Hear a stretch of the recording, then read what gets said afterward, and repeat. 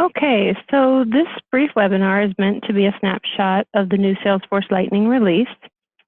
I realize that it will take some time for everybody to get their bearings and navigate around. You can breathe a sigh of relief, excuse me, knowing that you will be able to toggle between Classic version and Lightning version for a limited time while you adjust and become oriented with the new design. So the purpose of the webinar, I'm sure right now that most of you can complete your unicorn work in Salesforce Classic with your eyes closed. So you know where everything is and how to do your job. We understand that you may find the switch to Lightning experience a bit disorienting at first, and it can be frustrating to be slowed down because you don't know your way around. So that's why we wanted to do this webinar in part to provide a quick tour of the place and get oriented.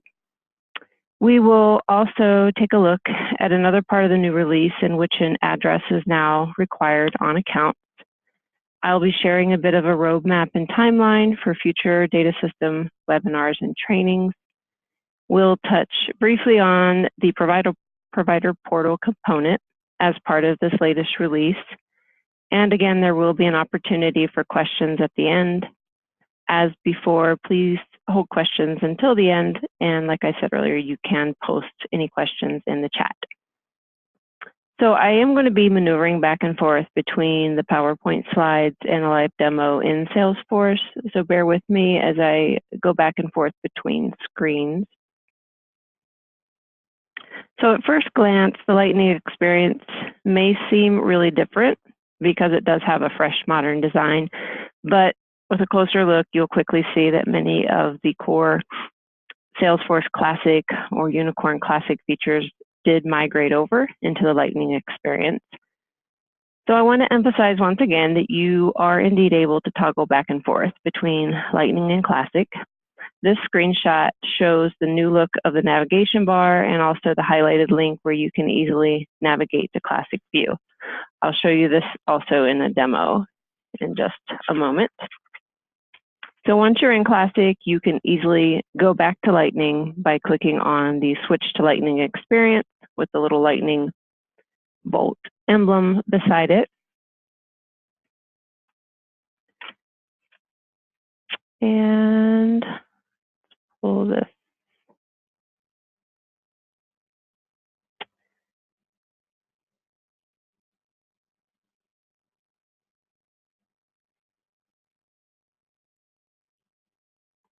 Okay, so once you are in Lightning, I want to point out that in the upper left-hand corner on this left split screen, you will want to make sure that it shows up as EI Lightning.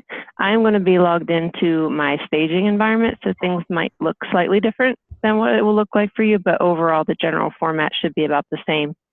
If for some reason you log in and you don't see the EI Lightning, please let us know, because that's something that we will want to address. The functionality basically remains the same. You do have all the same tabs, all the same steps for the most part when you are navigating through. For instance, starting out in contacts over here in Lightning, and I'll go up here first to show you somebody's not muted, so let me just click over here. Yep. If you could mute yourselves, whoever unmuted themselves, that would help me out.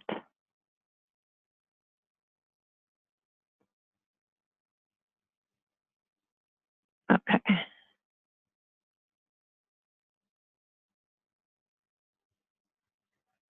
Okay, I'm just going to mute all again. Perfect. Okay, so when you are in the Lightning version, when you log in, what you saw on the slideshow, on the PowerPoint slide, was this little button right here, switching over to Classic. And again, when you're in Classic, if you look on the right side of the split screen up at the top, it says Switch to Lightning Experience. So I just wanted to show what that looked like with the big picture. Whenever you enter into a client case, for instance, This related tab, when you open it, you'll be able to see, sorry, you were in a contact. When you enter into a contact, the related tab will show the client case. And in this particular, in Classic, these items actually show up at the bottom of the page. So that's one difference when you get used to using the related tab. And then we'll go a step further, click on the client case. And again, the related tab under the client case is then going to pull in your evaluation assessments, IFSPs, and so forth. Whereas before, if we clicked on a client case, it would instead take us to those same elements at the bottom of the page. Client case.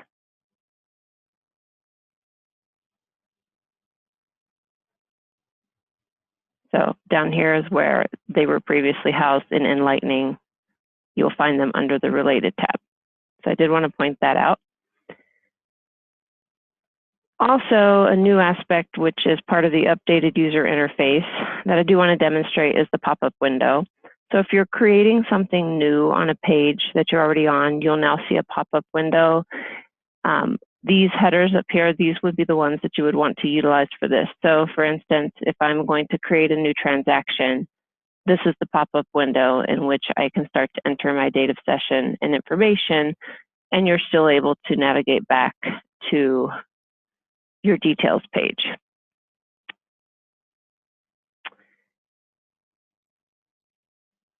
Okay, clicking back over.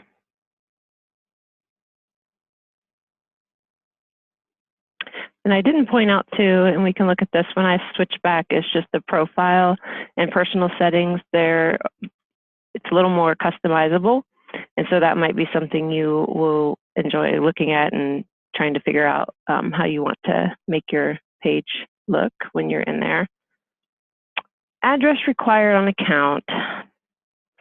So this specific update with the address now being required on an account is needed to centralize client and client family demographic information. This specifically relates to physical and mailing address, and the purpose of this is to accurately be able to send out family outcomes survey to the appropriate contact in the data system. So previous instructions in the user guide were to create a contact first, then create an account. The system is now requiring that an address be added to the account. Again, this relates to family outcome survey and making sure that we can pull the correct address tied to whatever family contact we are sending to as a primary caregiver. The provider portal, as stated in the release notes, part of this new release includes the build of a new provider portal login for provider companies and or home health agencies to manage service provider employees in the provider portal. This update creates a service provider company login and dashboard to be used by a designated representative of a company who has employees providing direct services on behalf of the company. So there's much data work still to be done for companies to log into the portal. So if you do have a company in mind, please let them know, do not log in yet. We will be sending out information and updates. I believe that Amanda is going to be available on this call. If not now, then she'll be available to answer any questions specifically related to the provider portal. Hey, Kelly, can you hear me? Yeah, I'm on. Oh, perfect. Okay, wonderful. Did you want have anything else to add at this point? Nope. Nope. EI coordinator should have received the provider portal update document and to share with any of the service providers. So as long as they've sent that out, they have that. Just adding in the addition, like you had said, of just holding off and logging in, and we'll let everyone know when that's available. Okay, perfect. Webinar trainings. Starting the week of March 4th, we are planning to have back-to-back weekly trainings. I'm looking at March 7th as the first one, and I will be sending out communications with the dates and the topics following this webinar. And just so you know, the user guide for Lightning, the plan is to update that gradually. And as we work through this transition, we are asking users to, know that you can maneuver and toggle back and forth between Classic and Lightning for roughly a month is what we're hoping for this transition, to give you time and then to give us time to make sure that the user guide is updated to properly reflect the new release in the new format. And so the trainings will be specific to Lightning when those are scheduled. So that was a very quick overview, and each of you should have the ability to unmute your lines if you have any questions at this point. And I can try to look and see what maybe has been posted in the chatter, or the chat, sorry.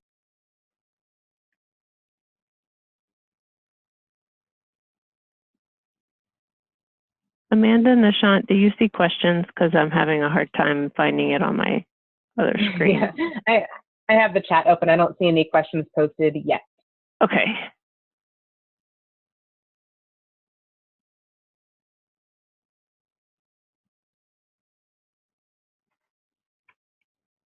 We do have one question. Can we have more time than a month? We're a little nervous. I'm going to let you approach that one, Amanda.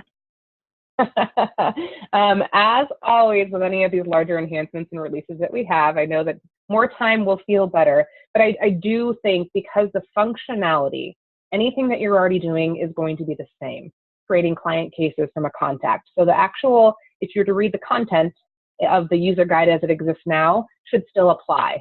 So it's really a matter of, I think, is muscle memory, brain muscle memory of being able to toggle through quickly or to navigate where you had in the past in Classic. So what we're hoping is that by having these weekly webinars that you will have touch points on any questions of, this used to be here, gosh, I forgot where it is now in Lightning. And that's what we're hoping the training webinars will do, is to give you that we can walk through it together. And it's really going to be a matter of practice on your end. So we feel like a month is enough time to be able to navigate back and forth, to kind of get your feet wet and move in as much as you can. And our hope is it's also kind of a train the trainer.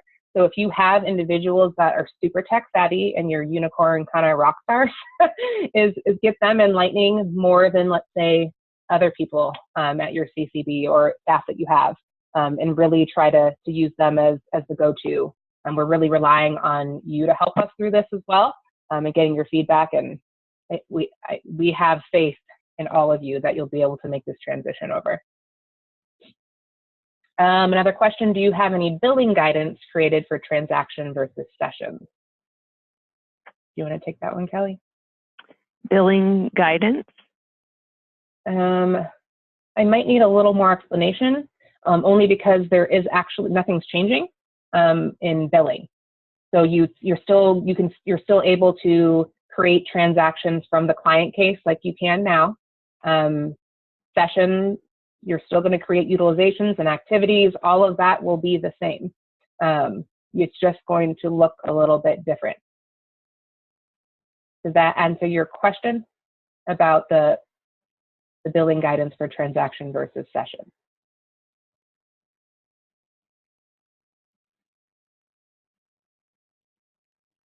The other thing that I would say to that is make sure that you, once Kelly puts out the topics in the weeks that we'll be going over and walking through in Lightning, if your role or position aligns very closely with any of the topics that we're going to go over of how you use the data system, to jump on those webinars and just go back to the recordings so that you can see where that navigation is.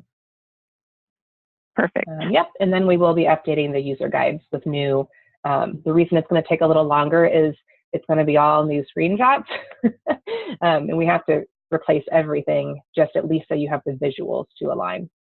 And then a question of, when is the go live date again? So this is releasing this evening. You will see it if you were to go into Unicorn tomorrow. But that's why we are just reminding you, go back to Classic just until we can get these webinars started. It will look a little different. As far as the go live date for when we will turn off being able to toggle back in Classic, we have not pegged an exact date, but we do think it'll be roughly about a month when we start doing the webinars. But we want to have a little bit of flexibility to extend that if needed, but we feel like you'll be able to get in there and get going.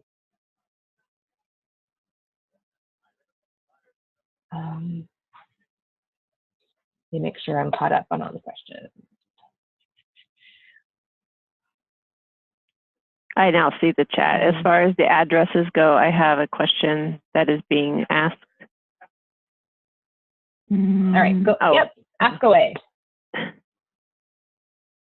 Oh, she's asking, what about when there are two addresses, like a foster family and bio parents?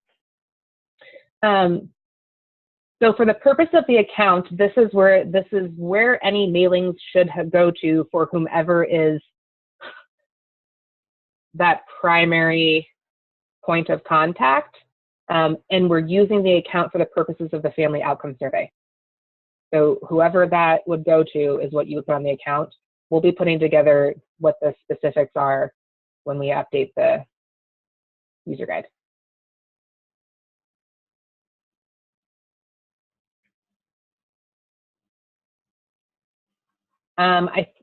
Specifics about it would be based on the circumstances of however that family, the larger scope of a family. So if it is a foster parent, then that's who you put on there, correct. So you're still able to align the specific physical and mailing addresses on the contacts associated with the account. So you should still be able to have different physical mailing addresses for each of the different contacts associated with the account. And then we have one excited comment. I'll let you do that one, Kelly. It looks a lot like the app. Nice. Thanks. Yay. And as questions come up, go ahead, send them to Kelly. I will support answering. I feel fully confident that she can, but we put our heads together and make sure that we get answers to you. So as you think about it and working through, keep sending them. And I included this little unicorn driving a classic car just to remind you that you can continue to go back to classic because we want it to be a smooth transition. And it's actually a very nice feature to be able to go back and forth as you learn your way around.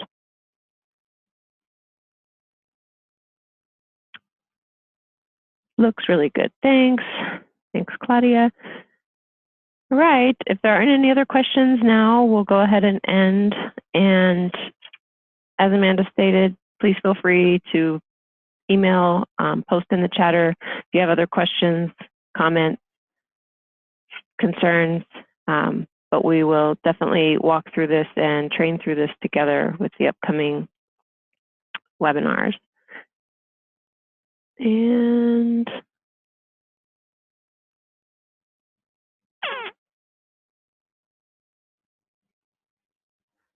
okay, thanks everybody. Have a great day. Thank you. Bye.